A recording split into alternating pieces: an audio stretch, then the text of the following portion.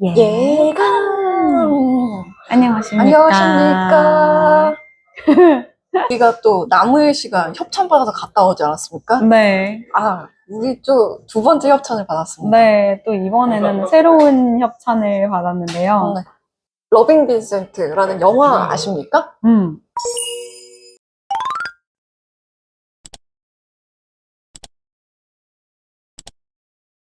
저희 유튜브를 되게 사랑해 주시는 또 한 분이 계세요. 네. 그분께서 표를 주시면서 유튜브도 한번 잘 찍어보라고.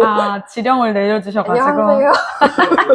그 고흐의 이야기죠. 러빙 빈센트라는 영화. 네. 영화뿐만이 아니라 이제 끝나고 나서 강의까지 들을 수 있는 기회가 있었어가지고 네. 용산 아이파크몰로 다녀왔습니다. 네. 사실 뭐 영화도 영화지만 그 이후에 이어지는 강연이 저는 되게 흥미롭게 느껴져서 이제 저희 그날 좀 힘든 날이었는데 또 가게 되었었던 것 같아요. 맞아요. 그 영화가 지금 재개봉했잖아요. 예전에 봤을 때 제가 그때 좀 허세가 있었거든요. 지금도 있지만 그때 좀 더 심했을 때라 이런 예술적인 영화를 엄청 찾아다녔었어요. 그때 그래서 이제 접한 이거 내가 봐야 되는 영화다. 그래서 시도했다가 중간에 잤던 기억이 나거든요. 근데 다시 어쨌든 보게 됐었는데 제가 원래 그래서 가기 전에 잘 수도 있다. 그래서 이번에도 주무셨군요. 한 번 졸았어요. 한 번. 딱 한 번. 근데 그날 진짜 힘든 하루였어요. 저 아시잖아요. 저도 힘들었어. 그래서 내용은 다 알아요. 왜냐면 같은 내용 안에서 제가 그치, 맞아. 잠들었다 깼었어가지고. 노잼 구간인가 봐요. 사실 그때 앞에는 좀 봤던 부분이었어요. 그래서 인정. 네. 그래가지고 그때 잠시 자고 일어났는데 달라지더라고요, 보는 게. 영화 러빙 빈센트. 화가 빈센트 반 고흐의 삶을 소재로 한 특히 주변 인물들을 추적해 그가 사망할 당시의 상황을 재구성하는 데 초점을 맞춘 작품으로 세계 최초로 유아로만 제작된 애니메이션 영화입니다.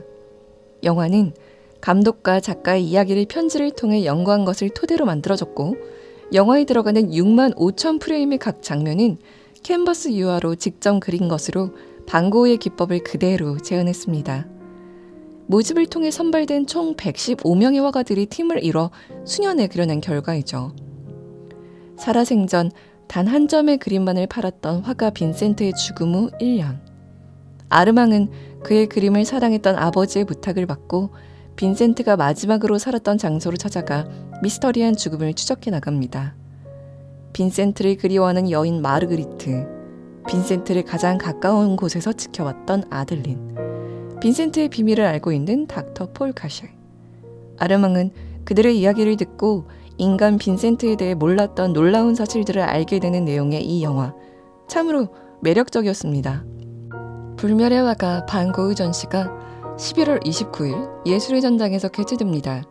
그리하여 영화까지 섭렵해본 예감단. 우리는 이 영화를 통해 반 고흐와 얼마나 가까워졌을지 이번 주도 함께 가보시죠.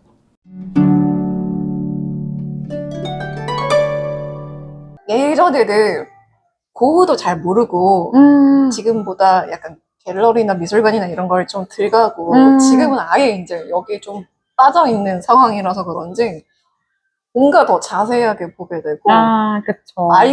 알고 싶어 하고 그런 게 있더라고요. 그래서 또 나름 허세를 완성시킬 수 있는 무언가가 된 것 같아서 저는 개인적으로 뿌듯한 시간이었던 것 같습니다. 영화는 사실 뭐 고흐가 죽고 나서의 며칠 동안에 그 고흐의 편지를 전해주기 위해서 그러니까 사람이 이제 가는 여정 이걸 따라가는 그냥 그런 스토리여서 픽션인데 그 영화의 줄거리보다는 거기서 나오는 그 고흐의 작품들을 이용을 해서 다시 새롭게 현대 기법으로 다시 만들고 이런 거 훨씬 보는 재미가 있었던 것 같아요.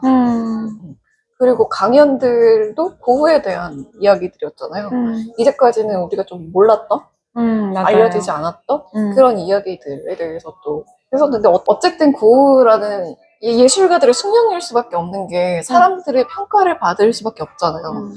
근데 이 사람들의 평가라는 게 이제 이 사람이 성공했냐 성공하지 않았냐를 기준으로 평가가 나뉘잖아요. 계속 뭔가 이제 우리가 몰랐던 고에 대해서 얘기를 하겠습니다. 막 계속 이렇게 얘기를 하시면서 하는 부분들이 하나하나씩 들여다보면서 이 사람이 갖고 있는 그 정체성, 자기가 생각하는 그런 게 있을 텐데 또 사회적으로 보여지는 모습들 속에서 또 나타내는 그 고가 또 어떤 모습으로 보일지 어쨌든 평가되어지니까 거기서 나오는 그 평가와 자기의 평가 이런 것들을 자꾸 생각하는 부분들이 계속 생기더라고요.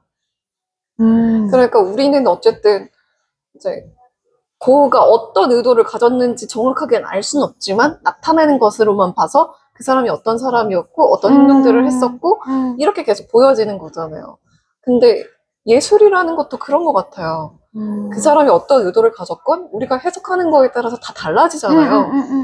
내가 가지고 있는 정체성이랑 사회적인 정체성이 이게 너무 다를 수 있다라는 그 지점이 약간 좀 선택하기도 하면서 재밌는 부분이기도 하면서 뭔가 모순적이기도 하면서 싫기도 하면서 그러니까 완전 직관적으로 깨뚫어보고 싶은 마음이 있는데도 그거에 또 실패하는 느낌도 들고 여러 가지 감정이 약간 복합적으로 드는 그런 생각들이 있더라고요. 저는 갑자기 지금 듣고 생뚱맞을 수도 있지만 무슨 생각이 이 얘기 마지막 얘기 듣고 드는 생각이 얼마 전에 단테님 저한테 그런 얘기를 했어요.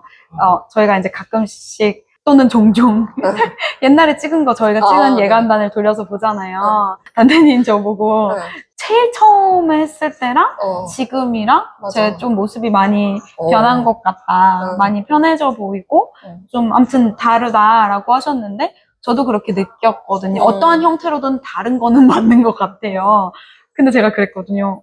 막 칭찬으로 말을 해주는 건데 훨씬 자연스럽고 편해져 보였다. 근데 저는 사실 제가 갖고 싶어하는 나의 이미지, 내 모습과는 좀 다른 것 같아서 좀 별로라고 생각하고 있었는데 그러니까 이런 거잖아요. 결국 그쵸. 비춰지는 이미지와 내가 갖고 가고 싶은 이미지, 개인적일 수도 사회적일 수도 그런 게 다를 때 그런 것들? 그러니까 이게 너무 같은 사람이 없다라는 게 우리는 다 알고 있잖아요, 머리로. 나랑은 모든 사람들이 같은 사람은 단 한 명도 없다라는 사실을 알고 있으면서도 그럴 때 있잖아요. 그게 진짜 팩트로 딱 다가왔을 때 약간 진짜 나랑 같은 사람은 아무도 없지.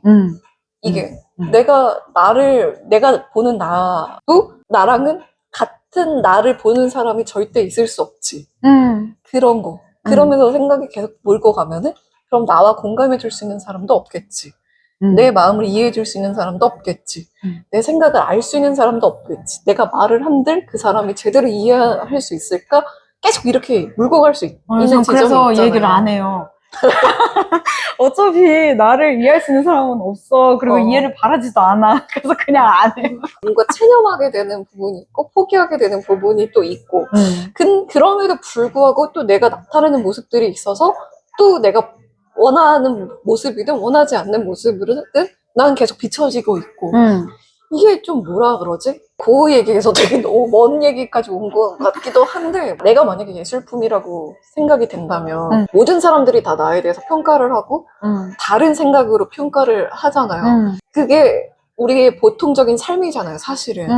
그게 근데 우리는 모든 거를 그렇게 된다라는 거를 알고 있으면서도 그거에 태연하게 생활하는 내 모습도 되게 신기하고 어쩔 때는 그리고 그거를 확 와닿았을 때 거기서 오는 섬뜩함, 섬찟함 이런 것들도 같이 이렇게 생각하게 되면서 뭔가 이게 복잡 미묘한 심경이 생긴다 그러나?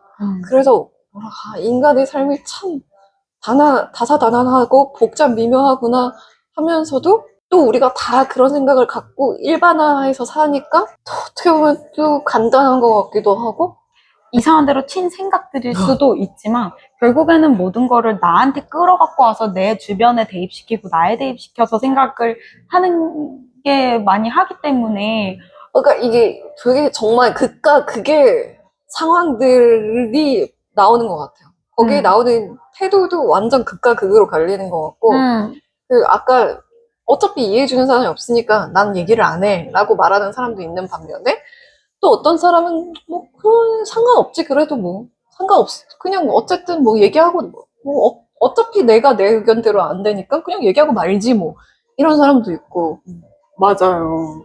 저는 그래서 듣는 입장을 더 많이 하긴 해요. 고흐는 어쨌든 살아있을 때 인정받지 못했다. 그 후에 제대로 평가를 받고 소더비에서도 제일 비싼 경매 가격으로 팔리는 작가 중에 한 명인 거잖아요. 그러니까 엄청나게 다른 극과 극으로 치달았는데 그 치달음 속에서의 고흐의 모습이 과연 우리가 보는 지금 말하는 그런 게 맞는가? 라고 던졌을 때는 그게 맞기도 하잖아요, 사실.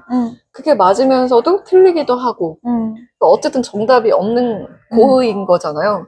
제목을 왜 러빙 빈센트를 가져왔을까 생각했을 때 이게 대표하는 수식어로 가져왔다라는 생각이 드는 거예요. 러빙 빈센트가 러빙이라는 말을 그 사람을 평가하는 말로도 가져온 것 같은 느낌인 거죠.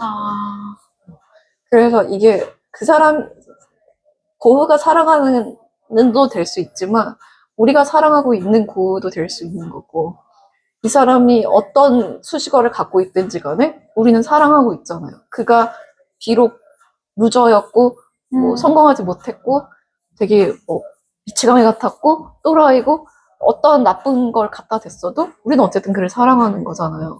그게 결론으로 나왔던 거잖아요. 사랑은 모든 것을 이긴다 같은 느낌으로다가 러브 윈즈 올. 네. 결론적으로는 우리는 그를 사랑한다라는 게 된다라는 게 개인적으로 이나님을 평가하거나 뭐 어떻게 생각을 갖고 있잖아요. 이나님도 이나님의 생각이 있고 자기 자신을 이게 이나님의 마음에 들 수도 있고 안 들 수도 있고 제가 생각하기에 장점도 있고 단점도 있을 것이고 이 모든 것을 다 통틀어서 내가 이나님에 대한 갖고 있는 생각은 나는 이나님을 좋아한다는 것이거든요. 그러니까 그게 뭐든지 간에 그러니까 이게 결론으로 나올 수 있는 얘기인 거죠. 고흐도 이런 것 같아요. 그러니까 이런 거야. 여러 가지 얘기가 있었어. 사실 그 영화 내용에는 뭔가 고흐를 되게 좋게 보는 시선보다는 막 되게 찌질했던 막 루저 같은 내용 위주였는데 그냥 저는 그냥 제목을 근데 왜 그걸 안 하고 이렇게 했을 때 그냥 그럼에도 불구하고 러빙 빈센트 친애하는 빈센트 저는 그냥 딱 그렇게만 받아들였거든요. 네네네. 내가 아까 개인적인 입장에서 사회적인 입장에서 뭐 다를지언정 그게 상관없이 나는 너를 믿어 사랑해 이게 되게 중요한 포인트라는 건 거죠. 그러니까 예술적인 것도 평가를 뭐 어떻게 하든 난 당신을 좋아해 작가로서 좋아해 그리고 그렇기 때문에 당신의 삶도 난 이해해 이해된다라는 게 좀 결론이 아닌가? 라는 생각을 자꾸 하게 되는 것 같아요. 그냥 마지막에 하신 얘기가 또 와닿는 게 개개인에 대해서 우리가 이렇게 관계를 갖고 소통을 할 때 아무리 가깝고 좋아하는 친구든 연인이든 매 순간을 이해하고 좋아하기는 어렵잖아요.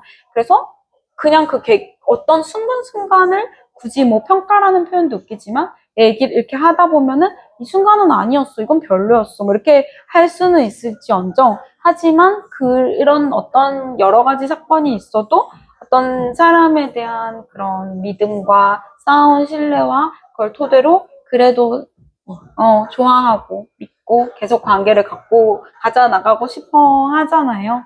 그런 것처럼 그런 말들이 되게 와닿았던 것 같아요. 그 강연자님도 그런 거지 않을까요?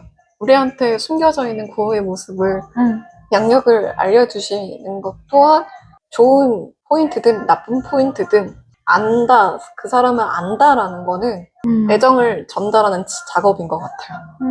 그 강의가 지식 전달도 있지만.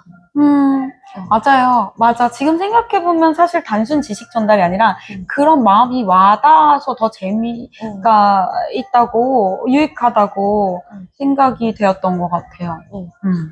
오히려 이제 영화 이야기보다는 뭔가 서로 다 개인적으로 투사하면서 생각을 이끌어낸 기회였네요. 네. 사실 이게 막 써온 거는 강연 들었던 내용들만 엄청 써왔는데 이 얘기는 하나도 안 하고. 아 진짜? 네. 내가 너무 다른. 아니요. 그래서 이거에 대한 지식적인 거는 저 혼자 갖는 것도 재밌는 것 같아요.